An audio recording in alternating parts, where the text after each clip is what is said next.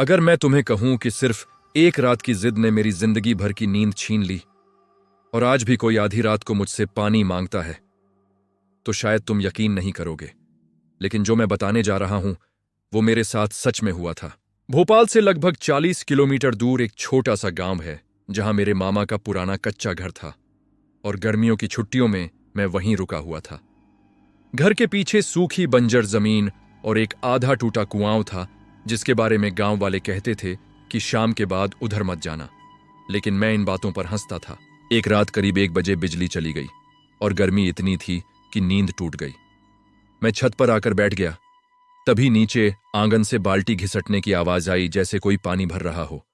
मुझे लगा मामी उठी होंगी, लेकिन फिर याद आया कि घर में हैंडपंप ही नहीं है, पानी तो टंकी से आता है। जिज्ञासा में मैं सीढ़ियों से नीचे उतरा तो आंगन खाली था, पर जमीन पर गीले पैरों के निशान बने थे, छोटे छोटे जैसे किसी बच्चे के, जो सीधे पीछे वाले दरवाजे से बाहर जा रहे थे। दिल धड़क रहा था, फिर भी मैं पीछे गया। दरवाजा खुद से आधा खुला हुआ था और बाहर वहीं पुराने कुएं की तरफ निशान जा रहे थे। हवा बिल्कुल बंद थी, लेकिन रस्सी अपने आप हिल रही थी, जैसे किसी ने अभी अभी खींची हो। तभी कुएं के अंदर से छपाक की आवाज आई और किसी औरत की बहुत धीमी रोने की आवाज, इतनी धीमी कि जैसे पानी के अंदर से आ रही हो। मैंने मोबाइल की टॉर्च जलाई और अंदर झांका तो कुछ नहीं दिखा, बस काला पानी। तभी पीछे से फुसफुसाहट आई, पानी निकाल दे, बहुत प्यास लगी है। मैं पलटा तो कोई नहीं, पर वही गीले निशान अब मेरे पैरों के पास तक आ चुके थे, जैसे कोई मेरे चारों तरफ घूम रहा हो। अचानक बाल्टी अपने आप कुएं में गिर गई और रस्सी तेजी से खींचने लगी, जैसे नीचे से कोई जोर लगा रहा हो।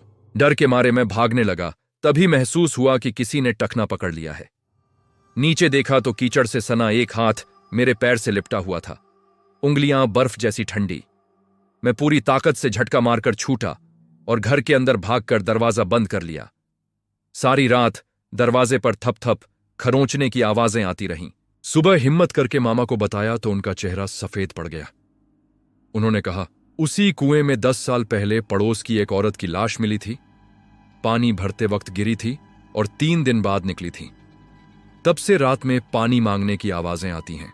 उस दिन के बाद मैं वापस शहर आ गया, लेकिन असली डर तब लगा जब 2 दिन बाद मेरे जूते के नीचे सूखी मिट्टी में वहीं छोटे गीले पैरों के निशान दिखे, जबकि मैं तो कुएं के पास गया ही नहीं था।